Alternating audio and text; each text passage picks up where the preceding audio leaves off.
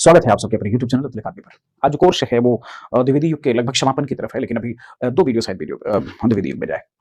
छायावाद की शुरुआत भी होगी, सारी चीजें चल रही हैं, लगातार चल रही हैं। तो चलिए स्वागत है, बढ़ते हैं हम आप अपने कोर्स की तरफ और देखते हैं कि आज के टॉपिक को क्या कहा जाता है। दरअसल आज का जो टॉपिक है वह है लाला भगवान दीन पर। लाला भगवान दीन जो कि आपके फतेहपुर के रहने वाले थे और फतेहपुर नामक गांव जिले में एक बरबर नामक गांव मिलता है, वहां के निवासी थे। तो इन्होंने अपने जो साहित्यिक रचना रही है, बताया जाता है कि ये ऐसे व्यक्ति थे जिन्होंने पहली बार या उस समय अपने आसपास के लोगों में बीए करने वाले व्यक्ति थे। अक्सर इनके नाम के आगे लाला भगवान दीन भी लगा रहता है। तो दीन भी इनकी एक उपाधि थी और इन्हें दीन उपनाम से भी पुकारा जाता है। तो इन्होंने वीर छत्राणी, वीर नवीन ऐसे श्रेष्ठ रचनाओं का इन्होंने सृजन किया और इनकी सबसे बड़ी बात यह है कि इन्होंने उर्दू के ब्राह्मणों का प्रयोग करना शुरू किया था। तो द्विवेदी युग में उर्दू के ब्राह्मणों का प्रयोग करने का कार्य किसने किया था, बहुत अच्छे से जानते रहिए कि ऐसा करने वाला लाला भगवान दीन थे। तो आइए देखते हैं कि लाला भगवान दीन के विषय में ऐसा क्या है जो प्रश्न बनाया जा सकता है, क्योंकि इन्होंने एक लक्ष्मी नामक पत्रिका का संपादन भी किया था। लक्ष्मी नामक पत्रिका का संपादन भी इन्होंने किया हुआ था। तो चलिए एक एक चीजों को बारीकी से समझने की कोशिश करते हैं और आराम से धैर्य बना कर लिखिए। जितना भी समझा रहा हूं, जितना भी पढ़ा रहा हूं, उसकी एक जेन्युइन रीजन है और एक वजह है आपको उसको सीखने का, उसे आत्मसात करने का। चाहता तो पीडीएफ भी दे देता, सब कुछ हो जाता, लेकिन क्यों पढ़ा रहा हूं और क्यों लिख लिख कर समझा रहा हूं, तो उसका एक बहुत बड़ा कारण है कि जब मानसिक पटल पे किसी को कुछ अगर उतारना हो तो शिक्षक का सबसे ज्यादा काम कहां पर होता है, श्यामपट में होता है। तो सबसे बेहतर अगर कोई शिक्षक कोई भी हो तो सबसे ज्यादा वर्क वो कहां करेगा, श्यामपट पे करेगा। अगर जब केवल लेक्चर दे दूं, चाहूं तो खड़े खड़े संपूर्ण हिंदी साहित्य का इतिहास बोल सकता हूं, लेकिन बोल देने से सिर्फ वो हमारे ज्ञान की आप आभा में आ जाएंगे, जी बहुत ज्ञानी है, तो उससे आप क्या लाभ होने वाला है। मैं ज्ञानी हूं या दो कौड़ी का आदमी हूं, आपके काम आऊं तो बेहतर हो, नहीं आया तो कोई मतलब नहीं। तो चलिए हेडिंग डालिएगा, लाला भगवान दीन। लाला भगवान दीन एक महत्वपूर्ण व्यक्तित्व रहे हैं जिन्होंने साहित्य रचना लिखना प्रारंभ किया था। मित्रों, इनका अगर हम जन्म देखें तो इनका जन्म 1866 ईस्वी में हुआ था। 1866 ईस्वी में हुआ था। एक गांव का नाम मिल जाता है बरबर।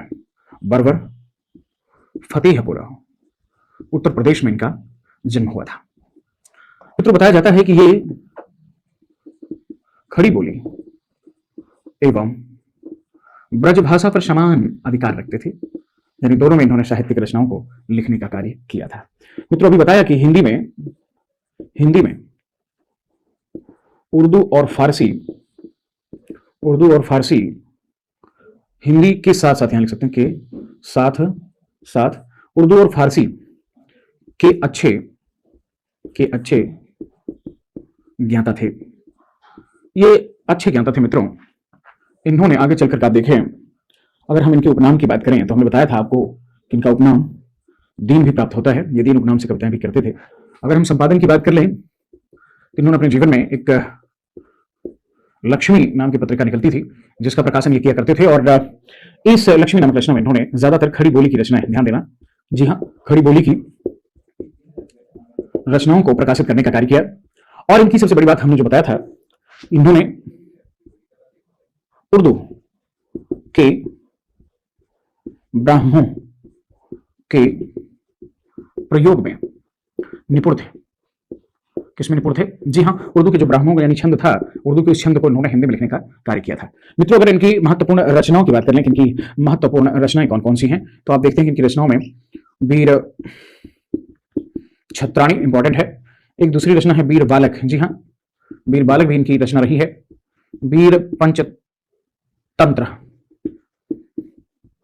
और एक रचना इनकी मिल जाती है नवीन वीर या वीर पंचतंत्र, वीर बालक और वीर छत्राणी। ये महत्वपूर्ण इनकी कुछ रचनाएं रही हैं, इससे ज्यादा इसमें कुछ भी प्राप्त नहीं होता।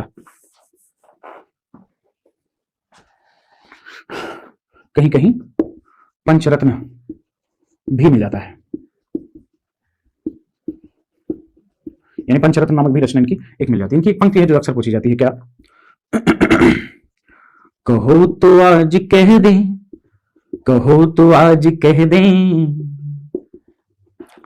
आपकी, कहो तो आज कह दें आपकी आंखों को क्या समझें। कहो तो आज कह दें आपकी आंखों को क्या समझें। सीता सिंदूर मृगमद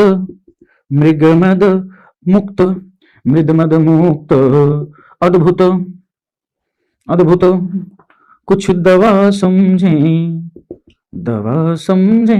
क्या कह रहे हैं? सीता सिंदूर मृगमद युक्त, या मुक्त, युक्त रहेगा, मुक्त नहीं, युक्त, अद्भुत कुछ दवा समझे। आगे कहते हैं, अगर इनको न मानो, अगर इनको न मानो तो, अगर इनको न मानो, अगर इनको न मानो तो बता दें, अगर इनको न मानो तो बता दें दूसरी उपमा, बता दें दूसरी उपमा। सहित हला, आगे कहते हैं कि सहित हलाहल, सहित हलाहल, हालाहल, सहित हालाहलाहल, सहित हालाहलाहल मिश्रिता, मिश्रिता सुंदर सुधा, सुधा समझे। क्या कहा इन्होंने? कहो तो आज कह दें आपकी आंखों को क्या समझे, सीता सिंदूर मृग मधुयुक्त अद्भुत कुछ दवा समझे। आगे कहते हैं अगर इसको न मानो तो, अगर इसको न मानो तो बता दें दूसरी उपमा, सहित हाला हला हल में सीता सुंदर सुधा समझे। यहाँ पर एक नायिका को प्रपोज कर रहे हैं, ये प्रस्तुत कर रहे हैं कि हे देवी हम आपको क्या समझते हैं, आप क्या जानो, आप मेरे लिए क्या हो, ये कैसे समझा दूं, जो भी हूं हम आपके हैं और आपके लिए ही है। चलिए यहां पर ये निपट गया। अब बढ़ते हैं थोड़ा सा आगे, यानी इससे ज्यादा इनके बारे में क्या पूछ सकता है कि लक्ष्मी नामक पत्रिका का संपादन कौन करता था, तो लाला भगवान दीन करते थे। दीन उपनाम किसका था? लाला भगवान दीन का।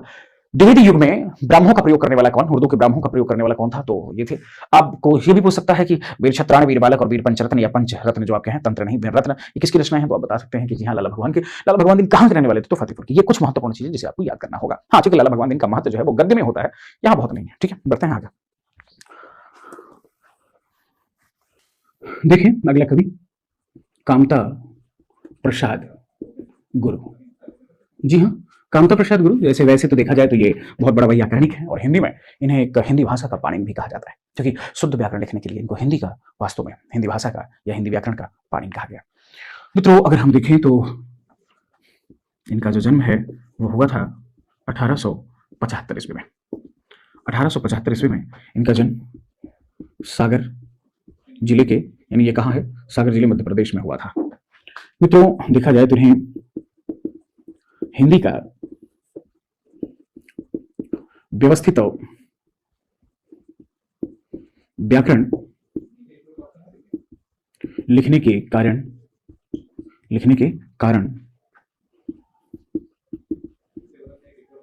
हिंदी का पाणिनि कहा जाता है या कहा गया है। मित्रों अगर देखा जाए तो ये ब्रज भाषा के हिमायती थे, मानने वाले थे। ये ब्रज भाषा ही ज्यादा पसंद करते थे। इनकी रचना में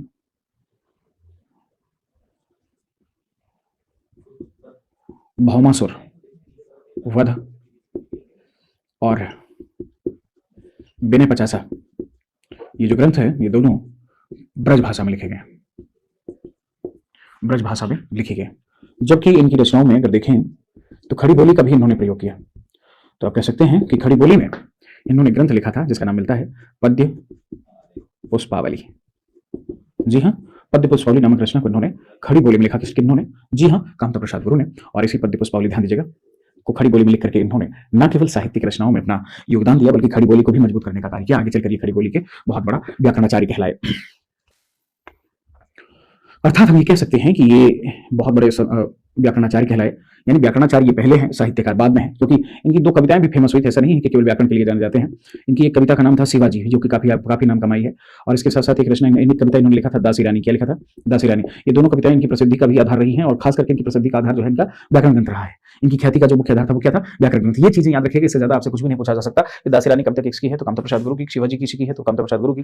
हिंदी का पाणिनि किसे कहा जाता है? कामता प्रसाद गुरु को। क्यों कहा जाता है? क्योंकि इन्होंने हिंदी भाषा का व्याकरण लिखा, सबसे व्यवस्थित व्याकरण लिखा था, इसलिए उनको हिंदी का पाणिनि कहा जाता है।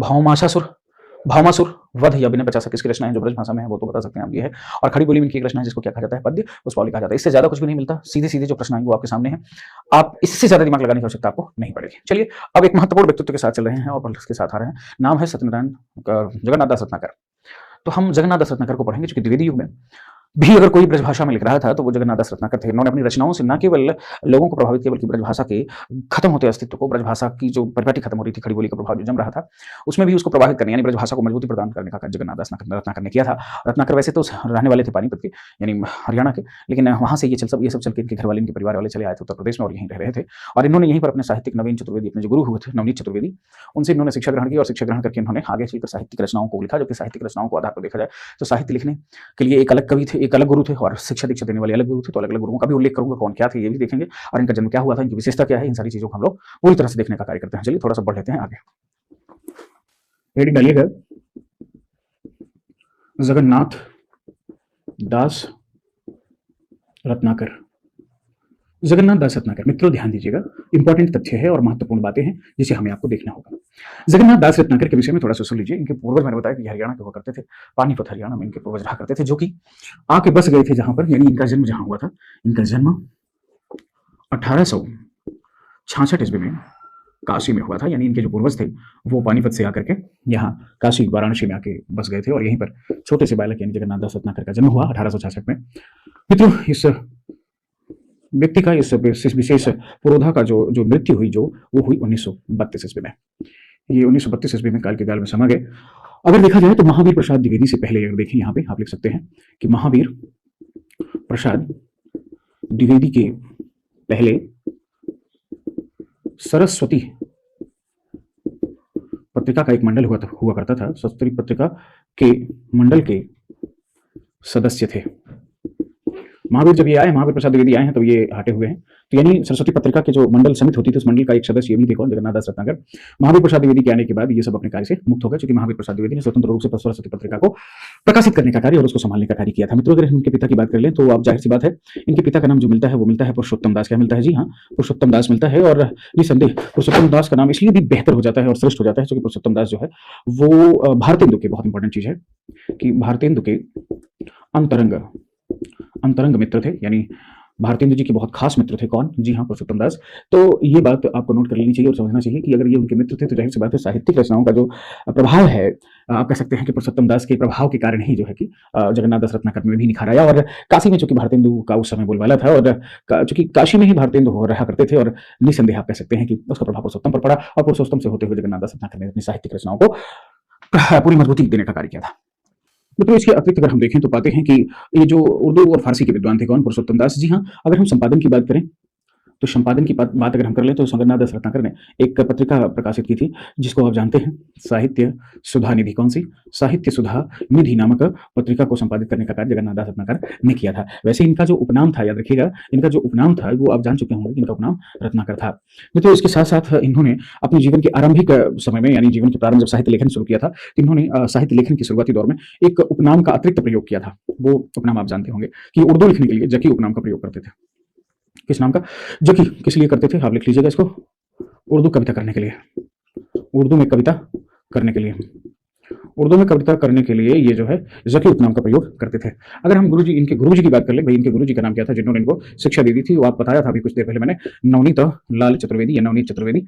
तो नवनीत चतुर्वेदी जी है इनके वास्तविक गुरु थे जिन्होंने इनको दीक्षा प्रदान की थी। वैसे देखा जाए तो काव्य गुरु अलग थे, शिक्षा गुरु जिसे आप कह सकते हैं। अगर हम इनके शिक्षा गुरु की बात कर लें, यानी इनको हम काव्य गुरु की बात कर लें, काव्य गुरु की बात कर लें तो इनके काव्य गुरु एक सरदार कवि, आप नाम सुने होंगे, सरदार कवि। तो सरदार कवि इनके काव्य गुरु थे जिन्होंने इनको काव्य रचना लिखना और उसमें पारंगत करने का कार्य किया हुआ था। मित्रों, इनकी सबसे बड़ी बात क्या थी कि रत्नाकर जी ने, देखिएगा, रत्नाकर जी ने अंग्रेजी में भी अच्छी पकड़ रखी थी। तो रत्नाकर जी ने अंग्रेजी विद्वान एक हुआ करते थे जिनका नाम आप जानते हैं, पोप, है ना, विद्वान पोप के एक रचना मिलती है कि क्या मिलती है? Essay on criticism. Essay on criticism, ध्यान दीजिएगा, एसे ऑन क्रिटिसिज्म का इन्होंने, यानी रत्नाकर जी ने रोला छंद में एक रचना बनाई थी, समलोचना दर्श। जी हाँ, समलोचना दर्श शीर्षक से इन्होंने अनुवाद किया था। मित्रों, शीर्षक से भावानुवाद किया या अनुवाद किया था। तो किसका अनुवाद किया था? एसे ऑन क्रिटिसिज्म किसकी रचना है? अंग्रेजी पॉप, अंग्रेजी विद्वान पॉप की रचना है एसे ऑन क्रिटिसिज्म। उसका अनुवाद किसमें किया है? समालोचना, समलोचना शीर्षक से। और इसका हिंदी रोला छंद में, इंपॉर्टेंट ये है कि रोला छंद में किया था। तो इन सारी चीज़ों को बहुत आराम से और बहुत बारीकी से आप लोग समझेंगे और इसका मूल्यांकन करेंगे। चलिए इनके बारे में अब जो चीज़ें हाईलाइट करनी है वो देखना है। इनके काव्य गुरु का नाम क्या था ये हाईलाइट करना है। इनके पहले सरस्वती पत्रिका का जो कार्यभार था वो ये किसके बाद इनके बाद किसने लिया? महावीर प्रसाद द्विवेदी के पहले, यानी इनके बाद महावीर प्रसाद द्विवेदी ने कार्यभार ग्रहण किया। इनके पिता का नाम क्या था? पुरुषोत्तम दास था, जो कि भारतेंदु के मित्र थे। और इन्होंने किस पत्रिका का संपादन किया था? साहित्य सुधानिधि नामक पत्रिका का संपादन किया था। इनका उपनाम क्या मिला? रत्नाकर मिलता है। जबकि इन्होंने उर्दू लिखने के लिए एक दूसरा नाम इन्होंने ग्रहण किया था, जिसका नाम क्या मिल जाता है? बिल्कुल जकी नाम का प्रयोग करते थे। नवनीत चतुर्वेदी इनके जो गुरु थे, जो दीक्षा गुरु थे, वो नवनीत चतुर्वेदी थे। जबकि शिक्षा गुरु या काव्य गुरु जो थे वो कौन थे? सरदार कवि थे। इन्होंने अपनी रचनाओं में एक रचना अनुवादित की थी जिसको अंग्रेजी विद्वान पॉप ने लिखा, जिसका नाम क्या मिलता है? On essay on criticism. और इसको हिंदी में समलोचना दर्श नाम से इन्होंने अनुवाद किया था। इतनी महत्वपूर्ण चीजें आप जान चुके हैं। बढ़ते हैं थोड़ा सा आगे और जानते हैं कि क्या कुछ है जो और जानना चाहिए। प्रमुख रचनाएं, यानी जगन्नाथ दास रत्नाकर की प्रमुख रचनाएं। प्रमुख रचनाओं में अगर हम देखें तो एक रचना मिलती है इनकी उद्धव शतक। जी हाँ, उद्धव शतक नामक रचना 1929 में लिखी गई है। इसमें 118 पद प्राप्त होते हैं, जो कि आप कह सकते हैं कि भ्रमर गीत से संबंधित है। किससे संबंधित है? भ्रमर गीत से संबंधित 118 पद हमें मिल जाते हैं उद्धव शतक नामक रचना में। इनकी एक दूसरी रचना मिलती है मित्रों, जिसे रत्नाष्टक कहा जाता है। क्या कहा जाता है? रत्नाष्टक कहा जाता है। तो तीसरी रचना अगर हम देखें तो इनकी मिलती है गंगावतरण। गंगावतरण नामक रचना मिलती है, जिसे सन 1927 ईस्वी में इन्होंने लिखा था। ये जो रचना है, यानी गंगावतरण जो रचना है, यह 13 सर्गों में बटी हुई है। यानी यह एक आप कह सकते हैं इनका महाकाव्य है, या आप इसको महाकाव्य ना कह करके ये कह लें, यह एक प्रबंध काव्य है। यानी प्रबंध काव्य के अंतर्गत कौन सा महाकाव्य रूप है? मित्रों, गंगावतरण में 13 सर्गों में कथाएं ये विभक्त हैं। और मित्रों, इसकी सबसे बड़ी बात यह है कि गंगा, सरस्वती और गणेश की वंदना से इसका प्रारंभ होता है। इसका क्या होता है? प्रारंभ होता है। अन्य रचनाओं में भी देखें तो एक रचना मिल जाती है हरिश्चंद्र। पांचवी रचना की बात करें तो एक रचना मिलती है हिंडोला, जिसे 1894 में लिखा था। छठवीं रचना की बात करें तो एक रचना मिल जाती है विराष्टक। सातवीं रचना की बात करें तो कल काशी नामक एक रचना मिल जाती है। और मित्रों, सातवीं हो चुकी है। आठवीं देखें, एक रचना मिलती है श्रृंगार लहरी। जी हाँ, श्रृंगार लहरी रचना भी इनकी प्राप्त होती है। तो ये महत्वपूर्ण रचनाएं रही हैं, जिसमें उद्धव शतक बहुत इंपॉर्टेंट है, रत्नाष्टक भी इंपॉर्टेंट है, विराष्टक भी महत्वपूर्ण है, हिंडोला बहुत बार पूछा जा चुका है, गंगावतरण के विषय में भी आप जानते रहे, कल काशी के बारे में भी जाने। यानी इनकी जितनी रचनाएं हैं वो बहुत ही महत्वपूर्ण है। आइए अब इन सारी चीजों को हटाकर और देखते हैं कि इनके बारे में और क्या महत्वपूर्ण चीजें हम आप जान सकते हैं। पॉइंट में आप देखेंगे, क्या देखेंगे कि इनके द्वारा, यानी जगन्नाथ दास रत्नाकर के द्वारा, इनके द्वारा संपादित बिहारी रत्नाकर, बिहारी सतसई का विद्वतापूर्ण टीका है, जो टीका किया गया है, जो सबसे प्रमाणिक भी माना जाता है। मित्रों, इसके अतिरिक्त भी अगर हम देखें, इसके अतिरिक्त आप लिख सकते हैं कि सबसे अधिक प्रमाणिक भी माना जाता है। इसके अतिरिक्त इन्होंने कविकुल, कंठाभरण, कामा, दीप प्रकाश, हमीरहट आदि का भी संपादन कार्य किया। थोड़ा सा बढ़ते हैं और आगे। रत्नाकर जी द्विवेदी युग में भी ब्रजभाषा के उत्तम कवि बने रहे, जबकि ब्रजभाषा दुनिया छोड़ रही थी। यहीं पर यह समाप्त हुए और इससे ज्यादा इनके बारे में कुछ नहीं मिलता। तो देखिएगा, इनकी पंक्ति है क्या? नंद ओ जसोमती के प्रेम पगे पालन की, लाड भरे लालन की, लालच लगावती। एक पंक्ति इन्होंने ये कहा, तो दूसरी अलग से कह रहे कि नंद और जसोमति के प्रेम पगे पालन की लाड भरे लालन की लालच लगावती जसोता, और नंद के प्रेम के जो पालने में पले हों, लाड और पूरी तरह से मस्त हों, उन्हीं भगवान के श्री चरणों का दर्शन मैं चाहता हूं। ऐसा यहाँ कभी कह रहा है, क्या लिख कह रहे हैं कि रूप रस पीवत अघात ना होते जो तब सुयब सुयब आंसू द्वय उबरी गिरी बे करे करे। अगली पंक्ति लग से कहते हैं कि क्या, कि भेजे मन भावन के उद्धव के आवन के